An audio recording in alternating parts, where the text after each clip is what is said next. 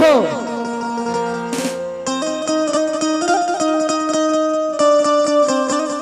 जय हो जय हो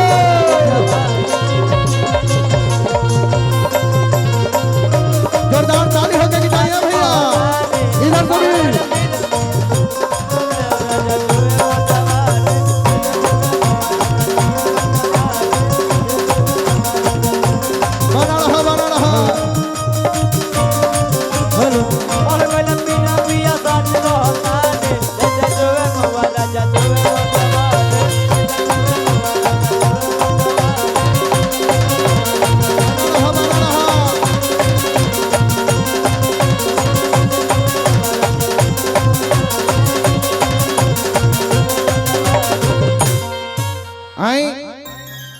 वो गीत और संगीत के सुनल जाओ जेकरा के प्यार और मोहब्बत से जानल जाला साहब, वो आवाज के पहचानल जाला जेके नाम है समर सिंह जी।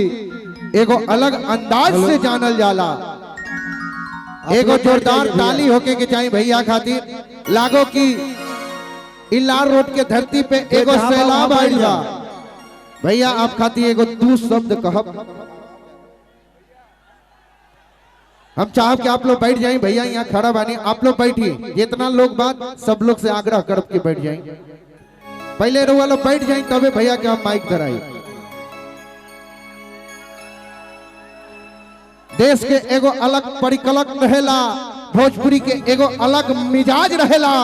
जब भोजपुरी में कुछ गुनगुना ले आदरणीय बड़े भैया समर सिंह जी, तो माटी के खुशबू जैसन प्यार रहेला, माटी के खुशबू जैसन प्यार रहेला। तोहरा निगाह में बसाए के एगो अदा मिल गई समर भैया, तोहरा निगाह में बसाए के एगो अदा मिल गई, मोहब्बत के जाने के एगो सजा मिल गई। का बताएं आपके गीत और संगीत के माँ सरस्वती के बाद से पूरा भोजपुरी के जमाना मिल गई, भोजपुरी के जमाना मिल गई। आई जो ना गीत और संगीत के आप सुने खातिर बेचैन मानी, आमंत्रित आवाज के परम आदरणीय बड़े भैया समर सिंह जी के सुनल जाओ गीत और संगीत से प्यार भरी अंदाज में।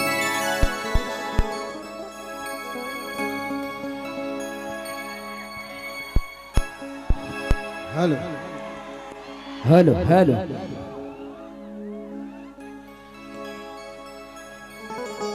चलिए आई हम समर सिंह यही से माथा झुका के प्रणाम करतानी एक बार आशीर्वाद के रूप में। वाह ये हल्ला तो लगत है कि कुल सुनी।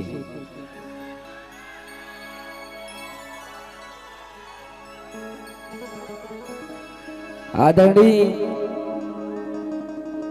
हम लोगों के बड़े भैया पूर्व एमएलसी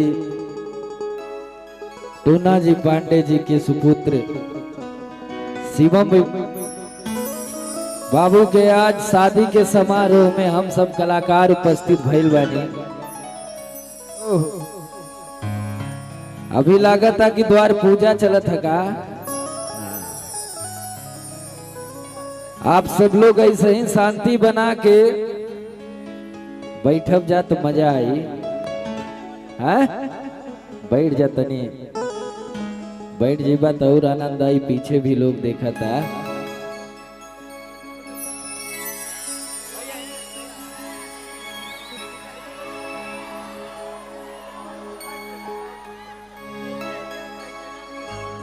कि हाय रे करमिया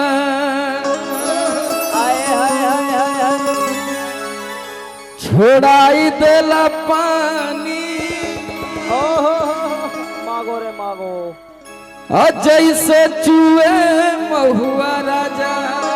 हाय हाय हाय हमारे साथे कई बार लोग सबे कहूबा तो एक बार गा था तो हम जाने कि हमारा गाना तो लोग के याद है कि जैसे चूहे महुआ राजा,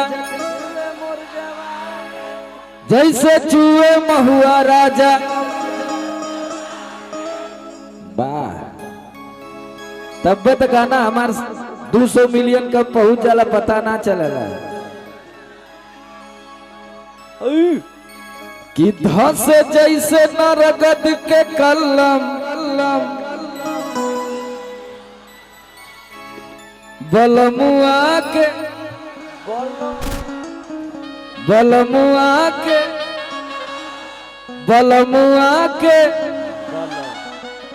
वाह वाह, बहुत अच्छा। इतना सुंदर माहौल, इतना सब कलाकार आइल बा।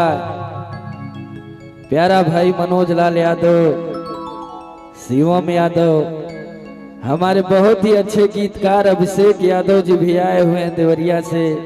हमारे प्यारे भाई हैं, इन्होंने बहुत सारा गाना हमारा लिखा हुआ है। इनका एक गाना आप सब लोगों ने बड़ा प्यार दिया था। गाना रहे तनी भैया कार्ड उठा के रखा, कहाँ क्या करत हुआ हम ना भैया, समझ पाओ। सब उठा दीजिए थोड़ा। कार्ड ऊपर रखिए भैया, हेलो, और बढ़ावा कार्ड की लगा दस नुरा। ये गाना सुनला लोग, ये हमार भाई अभिषेक जी लिखले बाड़न कि लगा दस नुरा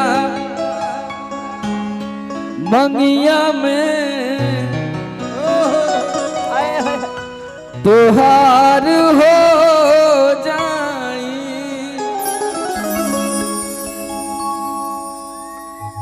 आजकल एगो वीडियो बड़ा वायरल होता है, स्टेजवे पे मांग भरा जाता है। तो लोगन सेनूर लेके आयल हुआ कि ना? Don't touch my body. और कि जब हम देखी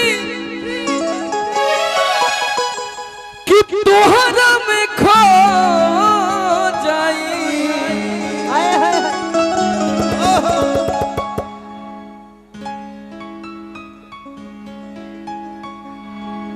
मिथिलेश जी हाँ आवे के रही ना।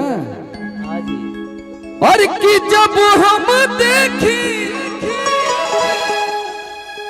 कोनो बड़ा प्यार करेला तो ही लोगन मती अपने जाने मन खातिर कहता कि जब हम देखी और तुहरे में खो जाई।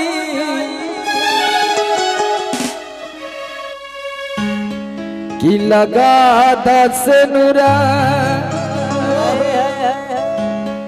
अगर ये गाना पसंद आई तो एक बार ताली हो जाए के चाहिए सबके तरफ से। चला मिथिलेश जी।